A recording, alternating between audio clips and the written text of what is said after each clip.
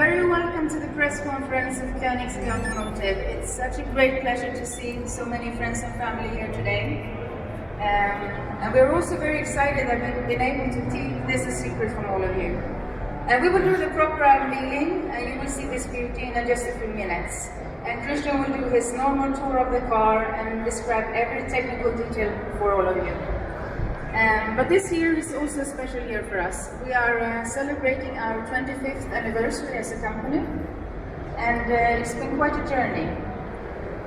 And actually, it's a very emotional day for us, because we also have someone here with us that has been so important to the Koenigsegg company, and that is actually Christian's father, Jesko.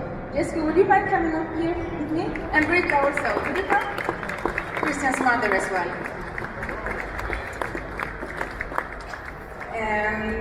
Not many of you might know this, but Jesko has always loved horsepower. But in the early days, it was more 1 horsepower. Jesko was an amateur jockey, and he shared this passion with his father. And they had race horses, and he competed and won a lot of races. So this, with the horsepower, that's really something that Jesko loves. Now, more, around 1,000, but still. But this man has been so instrumental to our company, and without Jesko, there would not have been a Koenigsegg. And and therefore, it's my great honor to tell you something, Jesko. We've actually been keeping a secret from you, and it's been really, really difficult. Today we are about to reveal this beautiful mega car, and we have decided to name this car after you as a tribute to your life, your legacy, and everything that you've done for Koenigsegg. And so the new mega car will be named the Koenigsegg Jesko.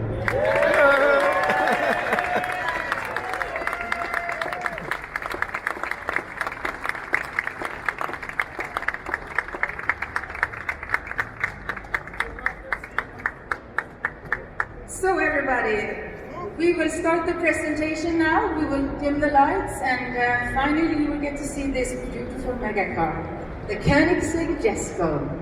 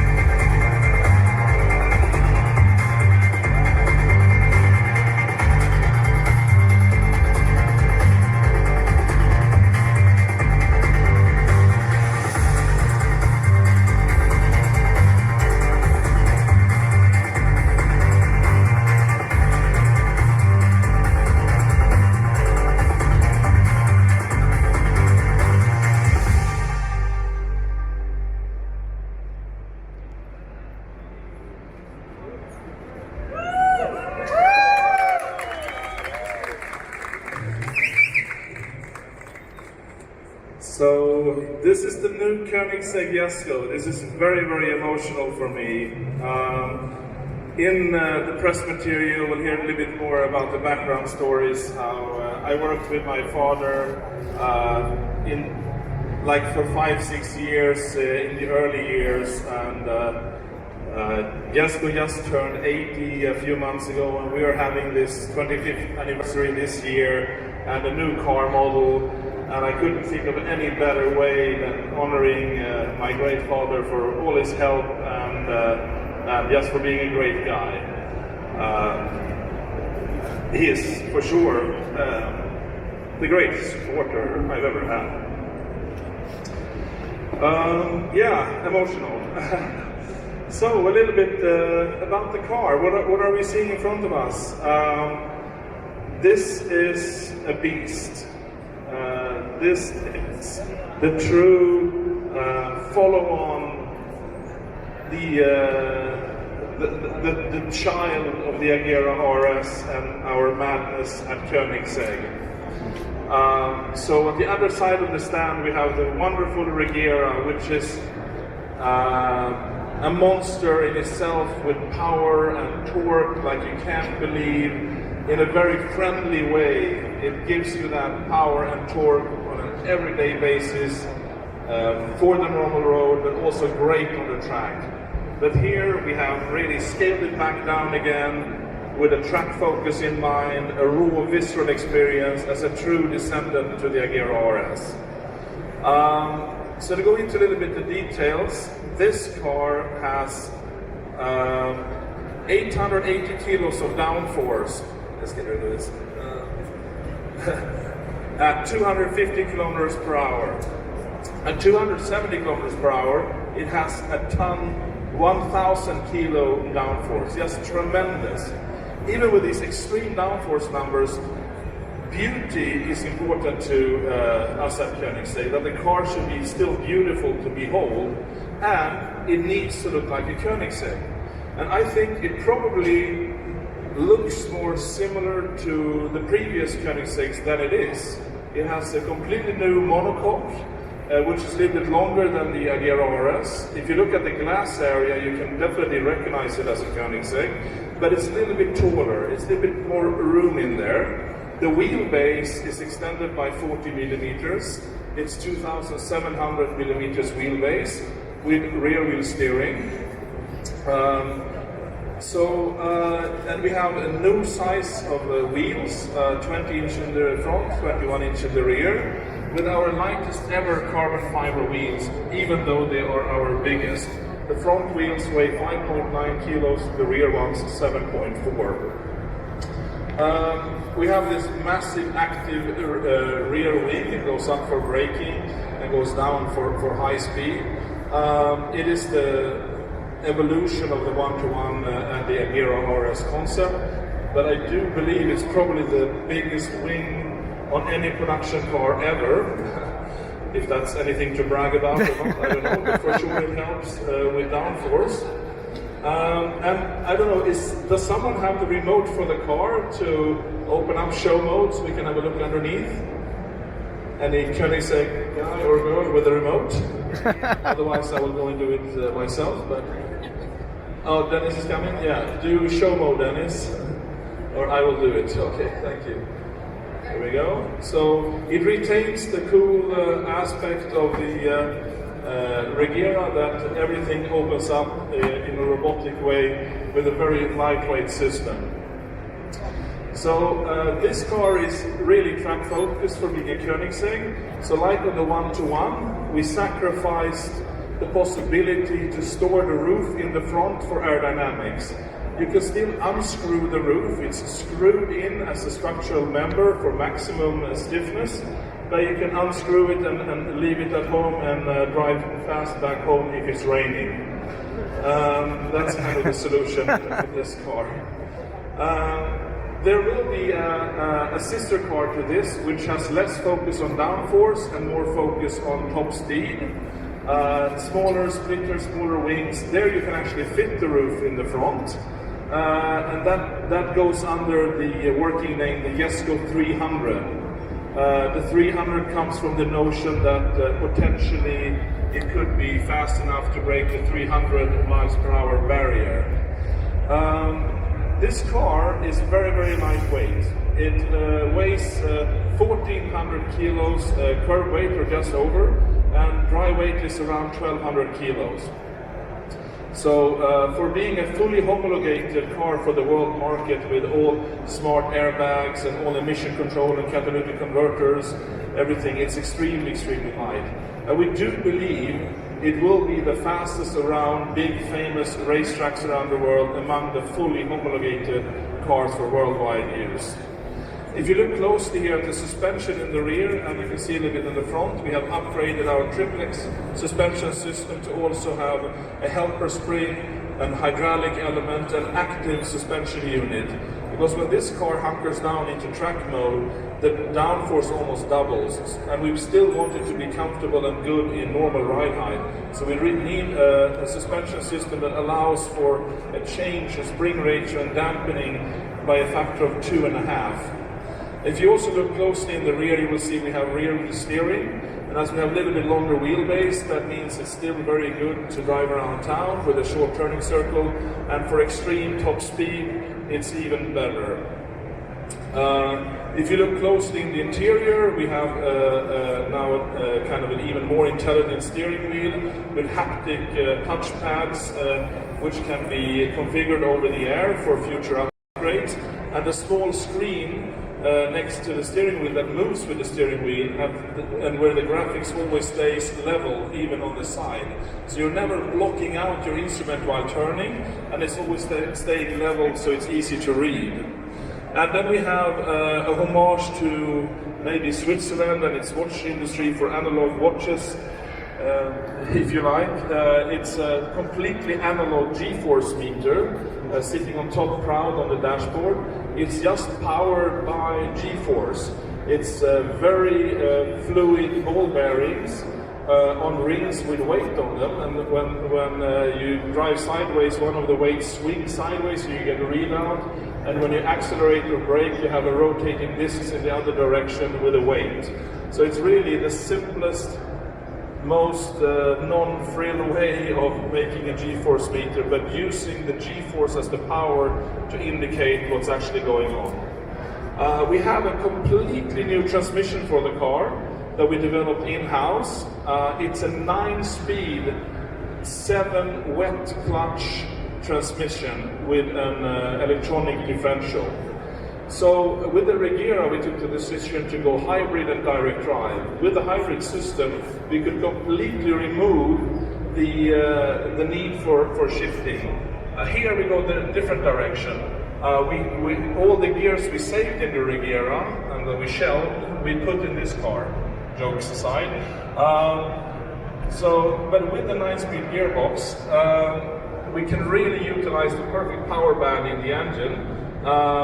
And make this the rawest visceral car. Of course, it doesn't have the same extreme low-end grunt like the Regera, but being a track car, it's okay that the power is a little bit higher up in the register. And what a register it is. Here we have gone to a flat plate crank, the world's lightest V8 crank, as we're aware of, for a production car weighing 12 kilos. And there's hardly any flywheel on the engine, so it revs almost like a Formula 1 engine in neutral. And then you have the clutches and the starter motor and whatever is looking like a flywheel inside the transmission, which is capable of 1500 newton meters of torque, which is what the engine outputs. And the transmission only weighs 90 kilos. For 9 speeds and 1500 newton meters of torque, that's unheard of. Not only is it light and strong and has many gears, with this multi-clutch solution where we are compounding the gears, we have fewer gears than a normal gearbox due to a kind of a compounding effect of gears, and we can jump from any gear to any gear as fast as a DCT can jump from the gear you're in and its next pre-selected gear, which is only either up or down. Here you can go from 9th gear to 3rd gear in a millisecond. it just, you slip out of one clutch and you slip into another. There is no synchronization to wait for, there is no shifting through gear rails, you just go from one gear set to another, independent on who they are, immediately. So for that reason, for the first time in a long time, we put a gear lever in the car. Because if you're cruising on the highway at 60, 70 miles per hour, 110, 120 kilometers per hour, and you want to accelerate hard, you can double shift with this stick. You go, there's first a notch up and down for one gear up and down, and then if you push harder, you double kind of click it into the end stop, and then the gearbox will either jump to the lowest possible gear without over revving immediately, or vice versa, it will go to the highest gear it can without under revving. So, and you get that instantly. You don't really need that on the track where you're going through the gears, engine braking, going out of the corners, through all the gears. But it's a very nice feature when you want instant power from a lazy kind of drive to a spirited drive. You just jump from 9th to 2nd, or 9th to 4th, or 8th, whatever gear you're in, immediately. So that's really a novel solution. I didn't speak about the power of the engine, I think. So we have a new turbo system, which with big turbos to get more power out. The downside of big turbos is that they spool up later and they have more inertia, making them more laggy before they get powerful at higher RPM and give power. So we have developed a pressurized air system where we have a 20-liter carbon fiber air tank on board with 20 liter and 20 bar. And there's a small electric compressor making sure that pressure is kept up there. And then we have a few strategic nozzles spread out through the turbo system to make sure that we can overcome the inertia of the turbine blades and the compressor blades by shooting bursts of air onto them, and also sealing off the blades at lower engine RPMs, where normally a big impeller or a big compressor cannot pump because they're too big. So with a shot of pressurized air, we seal them off so they can start pumping at lower airflows, basically pushing the surge diagram, surge limit in the turbine compressor diagram to the left in the chart, so it acts like a really small turbo at low RPM and spools up like a really small turbo at low RPM, but then becomes a big turbo at high RPM. This system is very, very lightweight. It's a few nozzles, a few hoses, and a carbon fiber tank and a small compressor. It turned out to be much lighter than a quad turbo system or a triple turbo system or something like that. So with this solution, we have 1280 horsepower on regular 95 octane pump gas, which is 91 octane in the US, or the equivalent thereof. And you can also run this car on E85. It has a flex fuel sensor. So on E85 you get 1600 horsepower from a 5-liter engine, which is unheard of in a production car with full emission regulation and catalytic converters and so on. And talking about emission regulations, as I said, this car is homologated for the world market with the most stringent crash testing, smart airbags, and also the most stringent emission testing. So what we have done, we have created a completely set of new cylinder heads with turbulent inducing flaps for startup and low flows and idle and so on to get better combustion. We have a secondary air system to heat up the catalytic converters that is powered by the boost-up system with the carbon fiber air tanks. We're using that for both systems, which saves weight and space. And then we have also electrically heated cats. So this car is designed to comply with worldwide emission regulations up to 2026. And given the extreme nature of the car and the extreme performance, that also I would say is completely unheard of. We're making 125 of these cars. It's free for the buyers to choose if they want the more track focused or the less downforce, less drag, higher top speed version. That's part of the specification when you create your spec on the car. So 125 of these, and we are already, before showing this car live to anyone, we already have down payments for 83 cars, or maybe a little bit higher than that now. So there are only a few left. We'll see if there are any left after this show. If there is, we still have some job left to do, which is fine. But I think, that is probably all I can think of to say about it. Sorry? Oh yeah, one more thing, reminding me. We just let it close. So we actually reinvented a very unusual Koenigsegg door hinge. So it has always been very practical in the sense that the door swings out and clears the entrance freely, so you can get in and out as easy as possible, given that it's an extreme sports car. But you always have to watch out for high curbs and park a little bit away. And incredibly enough, it has very seldom been that anyone has hit a curb, probably because everyone is very aware of it. But we just reshaped the hinge a little bit, not by adding any components, just bending and twisting the parts a little bit in cab. So we got a new motion into the hinge, which made it possible to also reissue new patents for another 20 years of this hinge mechanism, which is by now, 20 years old, given it was on the very early Koenigsegg's. So if I open a door here now, you will see, you will see that the door also moves upwards, and you can have a super high curb underneath with no problem. On top of that, it carries over the sensor system from the Riviera that if there is an obstacle in the way, it will stop. It has kind of a parking sensor system in the door to check that first. And what is even more interesting is that the space for the hinge has stayed the same on this car as on all previous Koenigseggs since the first production Koenigsegg ever. So it's possible to retrofit this door hinge to even the first Koenigsegg and improving its close to curb parking ability. And I think probably that is the last thing. Well, there's one. No, I already spoke about the instrument, how it moves, so we can have a look at that later. So anyway, thank you so much for coming. I won't take up any more time. Please, we'll try to let everyone in as much as possible. And thank you again, and enjoy the show.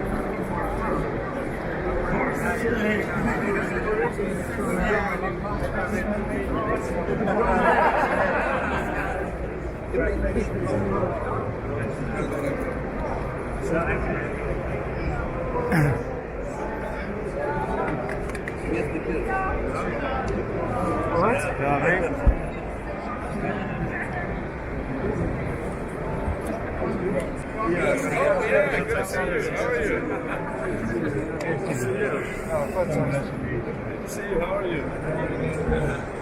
Long time no see. That's great. That's great. How are you? Perfect. Yes. Wow, great. Sorry.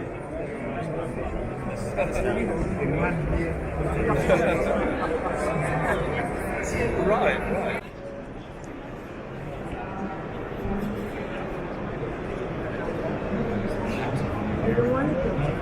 That's great.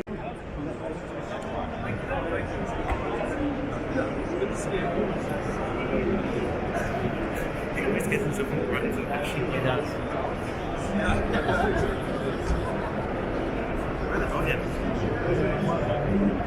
When I press the button on the inside. yeah, I don't know how you open it. Unless it's a, It might be a swipe. There it is. yeah.